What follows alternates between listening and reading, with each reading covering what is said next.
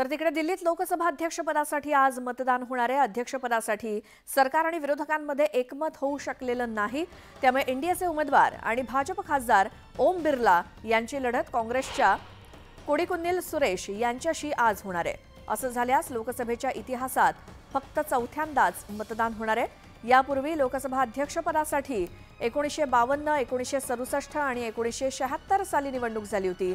Om Birla NDA आणि के सुरेश या India आघाडीचे उमेदवार म्हणून अर्ज दाखल केलेले आहेत त्यांनी, आणि बिर्ला यांना पाठिंबा देण्याच्या बदल्यात विरोधी पक्ष इंडिया आघाडीला उपाध्यक्षपद हवं होतं, पण भाजपच्या वरिष्ठ नेत्यांनी ही अट मान्य न केल्यानं विरोधकांनी या निवडणुकीसाठी उमेदवार उतरवण्याचं ठरवलं। आणि लोकसभा अध्यक्षांच्या निवडणुकीसाठी उद्या सर्व खासदारांनी सभागृहात उपस्थित राहावं असा 3 ओळींचा व्हीप काँग्रेस पक्षानं जारी केलाय। भाजपनं सुद्धा आपल्या सर्व खासदारांनी लोकसभा अध्यक्षांच्या निवडणुकीप्रसंगी उपस्थित राहावं असा व्हीप काढलाय।